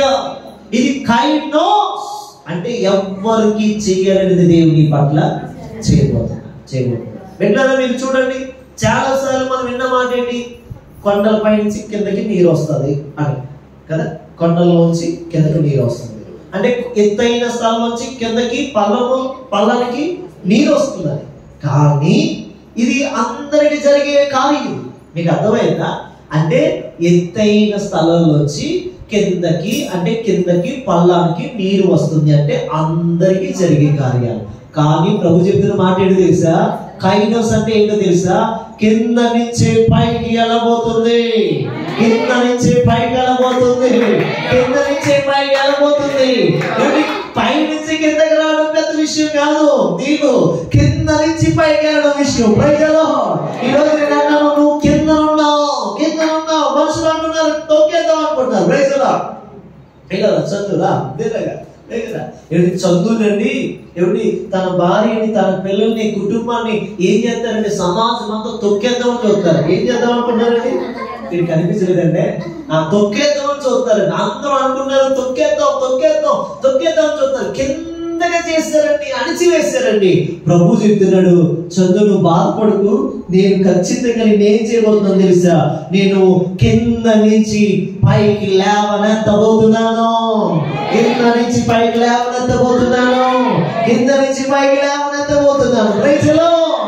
అంటే ప్రభు చెప్తున్న మాట ఏంటంటే, వెరీ గుడ్, కూర్చో. అంటే పై నుంచి కిందకి వచ్చిన ఆశీర్వాదం వేరు. ప్రైజ్లో ఆమె చెప్పండి. పైనుంచి కిందకు వచ్చిన నీళ్లు మనం ఎలా చూద్దాం? పైనుంచి కిందకు వస్తుంటే నీళ్లు, నేను అంటే పైన ఎక్కడో కాలం ఉందండి, కిందకి నీరు అవుతుంది. పెద్ద విషయం ఏముందండి? అంతే కదా, పెద్ద విషయం ఏముంది? ఇంజిన్ అవసరమా? పైనుంచి కిందకి వచ్చే నీళ్ళకి ఇంజిన్ అవసరమా? తోడుకోవడానికి ఏమైనా అవసరం అంటారండి మనకి? ఇంజిన్ పెట్టే పని లేదు, పెట్రోల్ పని లేదు, మనుషులు పని లేదు. చిన్న గొడ్డు తీస్తే చాలు నీళ్ళు వెళ్ళిపోతుంది. స్తోత్రం కలుగుగా. కానీ కింద నుంచి పైకి వెళ్ళడం అంటే కష్టం కదా. ఇప్పుడు మనం 4 అంతస్తులు బిల్డింగ్ కట్టామండి. ఎంతమంది కడతారు 4 అంతస్తులు బిల్డింగ్? ఆమె చెప్పలేరు. కడదామని ఉందా? అసలు లేదు. మీ అబ్బాయికి ఒకటి, మీ మనవడికి ఒకటి, మీ కోడలకు ఒకటి. స్తోత్రం కలుగుగా. హల్లెలూయా. రేస్ గారు మీకు ఒకటి, అభిషేక్ గారికి ఒకటి, ఈనిమా ఒకటి. అది చేర్చుకో, చప్పడు కొడుతున్నా. అమ్మాయి నిజంగా జరుగునుగా. I believe జరుగునుగా. మా అక్క ఎంత మాట చెప్పింది. స్తోత్రం కరెక్ట్ కనుక ఆమేన్. అది జరుగును గాక. చెప్పండి చెప్పండి ఆమేన్. నువ్వు చెప్పవా చర్చి కడతానని? నేను ఇల్లే కట్టుకుంటానంటే చర్చి కట్టుదుము గాక. హల్లెలూయా. అలాగే నేను అంటాను, ఇప్పుడు పైనుంచి నీళ్ళు వస్తాయి, నీళ్ళు వస్తే ఏమవుతాయి? కిందకి వచ్చాయి. ఇప్పుడు కింద నుంచి పైకి వెళ్ళాలంటే ఏం కావాలి? ఇప్పుడు వాటర్ అయినా మనకు వచ్చే మాట ఏంటి? ఫస్ట్ మనకు వచ్చే మాట ఏంటి? వాటర్ నీళ్ళు అయిపోయిపోయినా మరి పైనుంచి వాటర్ అయి పెట్టలేదు కదా కిందకి రావడానికి. పెట్టావా? మనం అక్కడే వాటర్ పెట్టాము ట్యాంక్ దగ్గర, పెట్టలేదు. ఎందుకని అంటే మనుషుల ఆశీర్వాదాలు ఎలా ఉంటాయంటే పైనుంచి కిందకు ఉంటాయి. ఆమేన్. మనుషుల ఆశీర్వాదాలు ఎలా ఉంటాయంటే నేను పైన ఉన్నాను, కింద ఉన్నాను, అందుకే ఏదో కొద్దిగా ఎత్తాను తీసుకో. స్తోత్రం కదండి కాక. హల్లెలూయా. కానీ ప్రభు అంటున్నాడు, లేదు లేదు లేదు, పైనుంచి కింద కాదట నాన్న, కింద నుంచి పైకి ఫ్లో. Praise the lord. అంటే ప్రభు చెప్తున్న మాట ఏంటంటే కింద నుంచి పైకి ఫ్లోగా ఎలా అవుతుంది అని నేను అన్నా. నీ భక్తి కింద నుంచి పైకి పరలోక రాజ్యానికి వెళ్ళాలి. నీ అభిషేకం కింద నుంచి పైకి వెళ్ళాలి. నీ తలంపు కింద నుంచి పైకి వెళ్ళేటట్టుగా ఉండాలి. నువ్వు ఏది చేసినా కింద నుంచి ప్రభుకి వెళ్ళేటట్టుగా నీ భక్తి ఉండదు గాక. ఆమేన్ ఆమేన్. మూడుసార్లు చెప్పండి. చేతులెత్తి చేతులెత్తి చేతులెత్తి. yes, కింద నుంచి పైకి వెళ్ళాలి. కింద నుంచి భక్తి పైకి వెళ్ళాలి. కింద నుంచి పైకి వెళ్ళే భక్తి అదే నిజమైన భక్తి. పై నుంచి కిందకు వచ్చే భక్తి కాదండి. స్తోత్రం కాదు. బాప్తిసం తీసుకున్నప్పుడేమో బాబోయ్ యేసయ్యా నువ్వు కావాలి, యేసయ్యా నువ్వు కావాలి, యేసయ్యా కావాలి, యేసయ్యా నువ్వు కావాలి, యేసయ్యా నువ్వు రావాలి, యేసయ్యా నువ్వు రావాలి, యేసయ్యా. 20 సంవత్సరాలు అయిపోయింది. నువ్వు వద్దు యేసయ్యా, నా భర్త కావాలయ్యా, నా పిల్లలు కావాలయ్యా, నాకు డబ్బు కావాలయ్యా, 10 ఎకరాలు కావాలయ్యా, 4 అంతస్తుల బిల్డింగ్ కావాలయ్యా. యేసయ్యా ఇస్తావా సత్తావా? యేసయ్యా ఇస్తావా సత్తావా? చచ్చిపోతాయా? ఒరే ఎన్నిసార్లు చచ్చిపోండిరా? ఆల్రెడీ చచ్చిపోయింది కదా. చూడండి మనం ఏం చేస్తున్నాం ఈరోజు అంటే మన భక్తి ఎక్కడికి వచ్చేసింది? ఇప్పుడు ఫస్ట్ లోనేమో కింద నుంచి పైకి వెళ్ళేటట్టుగా ఉంది. అలా రాను రాను రాను రాను ఎలా మారిపోయిందంటే పై నుంచి కిందకు వచ్చేసింది. నో, అందరూ చేసేది ఇదే. కానీ ఈ రోజు నువ్వు ఒక ప్రత్యేకమైన బిడ్డగా ఉండవుగా. ప్రభు చెప్తున్న మాట, నీ ఒక ప్రత్యేకమైన బిడ్డగా నువ్వు భక్తి చేయదువుగాక. నీ భక్తి కింద నుంచి పైకి వెళ్ళాలి. నీ అభిషేకం కింద నుంచి పైకి వెళ్ళాలి. నీ తలంతులు కింద నుంచి పైకి వెళ్ళాలి. నీ ఉద్యమం కింద నుంచి పైకి వెళ్ళాలి. హల్లెలూయా. ప్రభు చెప్తున్నాడు, ఆయన చెప్తున్నాడు. ఆయన అంట కైనోస్ అంటే అర్థం ఏంటంటే నేను కింద నుంచి పైకి కొండల మీదకి ఫ్లో, అంటే పైనుంచి కిందకి ఎలా వస్తుందో నీరు అంత ఫ్లోగా వస్తుందో, ఫ్లో అంటే ఫోర్స్గా వస్తుందో, బలంగా వస్తుందో, అదే కింద నుంచి పైకి కూడా అంత బలంగానే నీరు పంపబోతున్నాను, అద్భుతాలు చేయబోతున్నాను, ఆశ్చర్య కార్యాలు మీ పట్ల చేయబోతున్నాను. ప్రభు చెప్తుంది అదేంటి, మిమ్మల్ని అలా ఉంచాలనుకుంటున్నాను. ఎంతమంది నమ్ముతున్నారు? ప్రభు అలా ఉంచాలనుకుంటున్నారు. I will believe. Are you believe? నమ్ముతున్నారా? అంటే నేను అన్నాను మిమ్మల్ని పైనుంచి కిందకు వచ్చే ఆశీర్వాదాలు కాదు, నేను పైనుంచి కిందకు వచ్చి అంటే నేను అంటాను మన పైన ఉన్న ఆశీర్వాదాలు పొందుకుంటాం, బట్ అంటే పైనుంచి కిందకు వచ్చే ఫోర్స్ కాదు, కానీ కింద నుంచే దేవుడిని పైకి లేవనెత్తబోతున్నాడు. అది కింద నుంచి పైకి లేవనెత్తబోతున్నాడు. అందుకే నేను కొన్ని మాటలు చెప్పి నేను త్వరగా వెళ్తాను. చూడండి, కింద నుండి పైకి వెళ్ళడం జరుగుతుంది. అంటే ప్రతి ఒక్కరిపై లోయలో కింద ఉండిపోయిన వాళ్ళను పైకి లేవనెత్తబడుతున్నారు. అంటే నేను అన్న లోతులో ఉండిపోయిన నీ భక్తి, కుంటుపడిపోయిన నీ భక్తి, చచ్చిపడిపోయిన నీ భక్తి ఈ రోజు కడవరి ఉజ్జీవం నీ మీదకి రాబోతుంది. మహిమ నీ మీదకి రాబోతుంది. ఆ మహిమ వస్తుండగా నువ్వు ఏం చేయాలంటే దుప్పి ఎగురినట్లుగా గంతులు వేసుకుంటూ ఉన్నతమైన స్థాయికి నువ్వు వచ్చుదువుగాక. అందుకనే అలా సిద్ధపరచుకున్నారు భక్తులు. దానియేలు ప్రార్థన సిద్ధపరచుకున్నాడు, ఏలియా ప్రార్థన సిద్ధపరచుకున్నాడు. ఏమండి, మనం ప్రార్థన చేసినప్పుడు ప్రజలు అంటారు ప్రార్థన చేసుకుంటుందంట అంటారు. ఏంటి ప్రజలు అంటారు ఉపవాసం ఉందంట అంటారు. ప్రజలు అంటారు ఇంక ఎక్కడికి వెళ్ళదంటే ఇవి ప్రార్థనే అంటారు చాలా మంది. కానీ నిందలు వచ్చిన అవమానం వచ్చిన నువ్వు ఒకటే చేయాలి, ప్రార్థనే చేయాలి. ఆమేన్. ఎన్ని జరిగినా నువ్వు ప్రార్థనే చేయాలి. ఎన్ని జరిగినా ఏ స్థితి ఎలా ఉన్నా సరే నువ్వు ప్రార్థనే ఆయుధంగా మార్చుకోవాలి. ఇలాగ మనం కింద నుంచి పైకి వెళ్ళాలంటే ఆ బాగా ఉపయోగపడేది ఏంటంటే ప్రార్థనే. కాబట్టి భక్తులు దానియేలు అలా చేశాడు, పైకి వెళ్ళాడు. ఏలియా అలా చేశాడు, పైకి వెళ్ళాడు. ఎలీషా అలా చేశాడు, ఉన్నతమైన దర్శనాలు చూశాడు. భక్తుడైన అబ్రహాం అలా చేశాడు, ఉన్నతమైన పిలుపుకు లోబడ్డాడు. ఏమిటి, భక్తుడైన దావీదు అలా చేశాడు, ఉన్నతమైన శిఖరాన్ని సింహాసనాన్ని పొందుకున్నాడు. యోసేపు అలా చేశాడు, ఉన్నతమైన ఐగుప్తికి రాజుగా మారిపోయాడు. అంటే భక్తులు వారి యొక్క జీవితాన్ని అలా సిద్ధపరచుకున్నారు. ఆమేన్. ఈరోజు నీవు కూడా అలా ఉండవుగాక. అయితే ఇంకొక మాట చెప్పి నేను ముగిస్తాను. రండి, యేస్కేలు గ్రంథం 37వ అధ్యాయం 3వ వచనం నుంచి చదవండి. యేస్కేలు గ్రంథం 37వ అధ్యాయం 3వ వచనం. యేస్కేలు ఇలా అంటున్నాడు, ఏమన్నాడు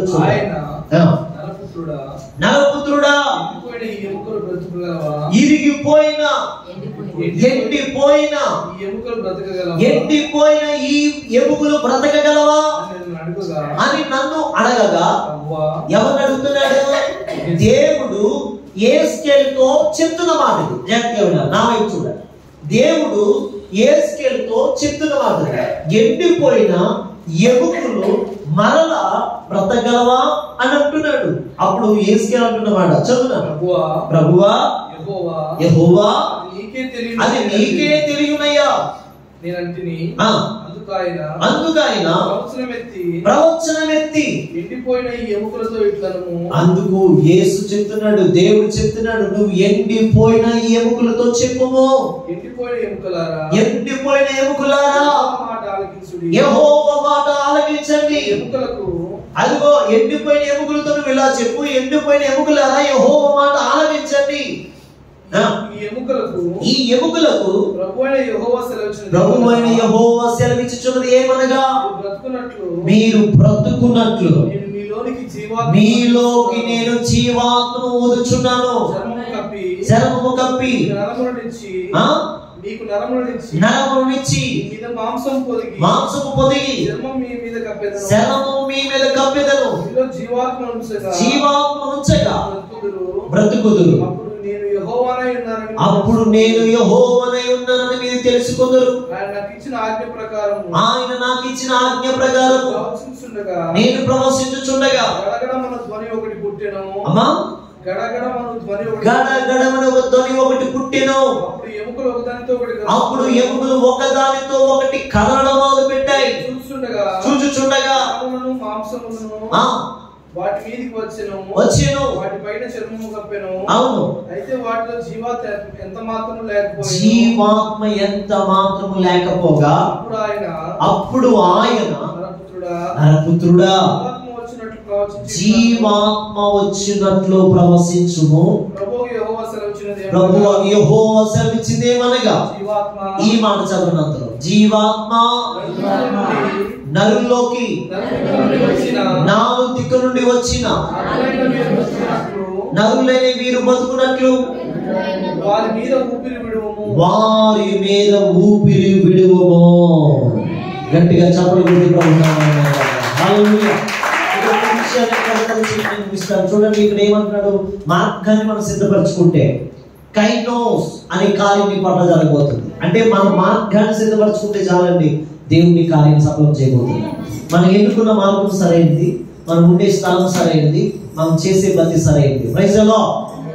కాబట్టి నేను అంటాను, నువ్వు మార్గాన్ని ఎన్నుకుంటున్నావు కనుక అది నిత్యముగా నీ పట్ల దేవుడు కార్యం చేయబోతున్నాడు. 1-7-8 చరణాల ప్రకారంగా 7-8 చరణాలు 7-8 వచనాల ప్రకారంగా 37వ అధ్యాయం యేస్కేలు 7-8 వచనాల ప్రకారంగా ఎముకలన్నీ కూడా ఒకటికి ఒకటి అతకబడ్డ మనం చూస్తాం. అంటే అక్కడ ఎముకలన్నిటికీ ఏముందో తెలుసా? ఐక్యత. అందరూ చెప్పండి, ఏముంది? ఎముకలకి ఏముందండి? ఇప్పుడు ఐక్యత ఉంది. ఇప్పుడు మనం చెప్పాలి, మనందరం ఎవరో చెప్పాలి గట్టిగా. మనందరం ఎవరో? సీతారామరావు ఒక ఎముక, తేడగొండ ఒక ఎముక, తును ఒక ఎముక, స్తోత్రంగా తిమ్మాపం ఒక ఎముక. ఎన్ని ఎముకలు ఇక్కడ ఉన్నాయి. స్తోత్రంగా. ఈ ఎముకలన్నీ ఎవరికి సంబంధించినవి అంటే దేవునికి సంబంధించినవి. కాబట్టి ఈ ఎముకలలో ఏముండాలి? ఏముండాలి? 7-8 వచనాలు చదువుతున్నట్లుగా ఐక్యత కలిగి ఉంటున్నాయి. ఎముకలు ఏమున్నాయి? ఎముకలో ఏమున్నాయి? ఇప్పుడు చెప్పండి, నరాలకి కన్ను చూడాలనుకో మనం ఏం చేయాలి? కంటి హాస్పిటల్కి వెళ్ళాలా? ఏం చేయాలి? నరాలు పనిచేయాలి ముందు. ఆ నరాలన్నీ మూసిపోయి అనుకోండి, కన్ను తీసేస్తారు అంతే. కన్ను తీసేసి మీకు ప్లాస్టిక్ పెట్టి పెడతారు అంతే. స్తోత్రం గారు. అంటే నేనంటే ముందు ఈ నరాలన్నీ ఏమవ్వాలి? కలాలి. రేస్ అంటారు ఇంగ్లీష్ లో దాన్ని, చూసేదాన్ని. కలడానికి ఇష్టపడాలి. చెయ్యి అంటుంది ఇక్కడ, ఈ సెన్స్ చెప్తుంటే చెయ్యి ఎత్తురా అంటే ఎత్తాలి. చెయ్యి ఎత్తురా అంటే పని చేయట్లేదు అంటే ఏంటి? ఏం చేయట్లేదు? సహకరించట్లేదు, ఐక్యత లేదు, వద్దంటే. స్తోత్రం గారు. అంటే నేను అంటుంది ఏంటంటే ఎముకలన్నిటికీ ఐక్యత ఉంది. Praise the lord. మనుషులకు ఐక్యత వచ్చును గాక. ఎక్కడ? ఇది కూడా ఎక్కడ జరుగుతుంది? ఎక్కడ జరుగుతుంది? లోయలో జరుగుతున్న విషయం ఇది. ఈరోజు నేను అన్నాను, ఇది ఒక అద్భుతమైన లోయ. ఈ లోయలోంచి ఎముకలన్నీ అతకబడును గాక. ఈ లోయలోంచి ఎముకలన్నీ అతకబడును గాక. మొదటి మాట ఏమిటంటే, ఒకటికి ఒకటి ఎముకలు అతకబడుతున్నాయి. అంటే ఐక్యతగా మేము ఉంటున్నామని అవి గుర్తు మనకి చూపిస్తున్నాయి. రెండోది 8-9 వచ్చిన ప్రకారంగా లేచి నిలబడ్డాయంట. ఎముకలు ఏం చేసాయంట? చెప్పాలి. ఒకసారి నిలబడ్డాయో, ఒకటి తర్వాత ఒకటి నిలబడ్డాయి. అన్ని కూడా ఒకేసారి నిలబడ్డాయి. Praise the lord. ఎముకలన్నీ ఒకేసారి నిలబడ్డాయి. అంటే ఏంటి? నిరీక్షణ. అంటే మేము నిలబడుతున్నాం, ఏదో దేవుడు చేయబోతున్నాడు. స్తోత్రం కలుగునుగాక. నువ్వు ఎక్కడికి వెళ్ళినా సరే నిలబడితే దేవుడు ఏదో నీ ద్వారా చేయబోతున్నాడు. ఓకేనా? 10-11 వచ్చిన ప్రకారంగా 10-11 వచ్చిన ప్రకారంగా అంటున్నాడు. చదవండి. ఆ మాట చదివితే సమాధిలో నుండి బయటికి రావాలి అని పలికాడట. ఎక్కడి నుంచి రావాలని పలికాడు భక్తుడు? సమాధిలో నుండి బయటికి రావాలంటే పాత స్థితి నుండి మనం బయటికి రాగలిగితే కొత్త స్థితిని దేవుడు మనకి ఇవ్వబోతున్నాడు. ఇది దానికి అర్థం. కాబట్టి సమాధి నుండి బయటికి వచ్చి అప్పుడు దేవుడు వాటికి కొత్త స్థితిని ఇచ్చాడు. 12-13 వచ్చిన ప్రకారంగా ఆ పాత స్థితి అంతా పోయింది, సమాధి స్థితి అంతా పోయింది, కొత్త స్థితి దేవుడు ఆ ఎముకలకు ఇవ్వబోతున్నాడు. 14 వచ్చిన ప్రకారంగా ఏం చెప్తున్నాడు తెలుసా? 4వ మాట 14 వచ్చిన ప్రకారంగా ఏం చెప్తున్నాడంటే, నా ఆత్మను మీలో ఉంచి మీరు ఈ దేశంలో మిమ్మల్ని నేను నివసింప చేయబోచున్నాను. హల్లెలూయా. అంటే యేసుకేలు ద్వారా ప్రభు చెప్తున్న మాట ఏంటి తెలుసా? ఇదిగో ఒకటి, మీరు ఐక్యతగా ఉండాలి. ఐక్యత మీలో ఉండాలి. 2, మీరు లేచి నిలబడాలి ప్రభు కోసం. 3వది నిరీక్షణ. మీకు 3వది ఏమిటంటే, సమాధి నుండి బయటికి రావాలంటే పాత స్థితిని విడిచి కొత్త స్థితిలోకి నువ్వు రావాలి. 4వది ఏమిటో తెలుసా? ఇలా మనం 3 చేయగలిగితే 4వది ఏమంటాడంటే, ఆయన ఆత్మను మన మీద కుమ్మరించబోతున్నాడు. ఎంతమంది రెడీగా ఉన్నారు ఆయన ఆత్మను పొందుకోవడానికి? ఆయన ఆత్మ నీ మీద కుమ్మరించబోతున్నాడు. ఆయన ఆత్మ నీలోకి రాబోతుంది. ఆయన అభిషేకం నీలోకి రాబోతుంది. అందుకని ప్రభు చెప్తున్నాడు, నా ఆత్మను మీ మధ్య ఉంచి ఈ దేశంలో మిమ్మల్ని నేను నివసింప చేయబోతున్నాను. దేవుని ఆత్మ ఎప్పుడైతే మన మధ్యలో ఉంటుందో, దేవుని ఆత్మ మనలోకి ఎప్పుడైతే వస్తుందో, నిన్ను ఎవ్వరు ఏమి చేయలేరు, నిన్ను ఎవ్వరు ఏమి అనలేరు, నిన్ను ఎవరు ఏమి తాకలేరు. ఒకవేళ తాకినా అది మహిమార్థంగా మారబోతుంది. ఒకవేళ నిన్ను ముట్టుకున్నా అది అద్భుతంగా మారబోతుంది. ఒకవేళ ఆత్మతో సెలగాట పడితే వాడు పోయి వాడు తీసుకున్నట్టుగా మారిపోతుంది. Praise the lord. కాబట్టి నేను అంటున్నాను, యేసుకేలు అంటున్నాడు ఎముకలతో మాట్లాడారు. ఎముకలతో బయటికి రా అని చెప్పాడు. మాంసమా పూడ్చబడునుగా అని చెప్పాడు. ఇలా జరుగుతున్నాయి. లాస్ట్కి ప్రభు చెప్పిన మాట ఏంటి తెలుసా? నా ఆత్మను కుమ్మరిస్తున్నాను, నా ఆత్మను నీ మధ్య ఉంచుతున్నాను, మిమ్మల్ని నేను సింపచేయబోతున్నాను. ఇదే జరగబోతుంది ఇక్కడ. ఈ మధ్యాహ్నం ఇదే జరగబోతుంది. అందరూ వీలైతే మోకాలు వేసి నీ ఆత్మ నాకు ఇవ్వు. నూతనమైనది ఏంటి అంటే ఈ లోక సంబంధమైనది కాదు, అది లోక సంబంధమైనది అయినా సరే అది పరలోక సంబంధమైనదిగా ప్రభు చేయబోతున్నాడు. నూతనమైనది ఏంటో తెలుసా? ఆయన ఆత్మ నీలోకి రావడమే. ఆయన ఆత్మ నీలోకి రావడమే. ఆయన ఆత్మతో నిన్ను నింపబోతున్నాడు. ఆయన శక్తితో నిన్ను నింపబోతున్నాడు. చేతులు జోడించి ప్రార్థన చేస్తాడు. దేవుడు నిన్ను దీవించబోతున్నాడు.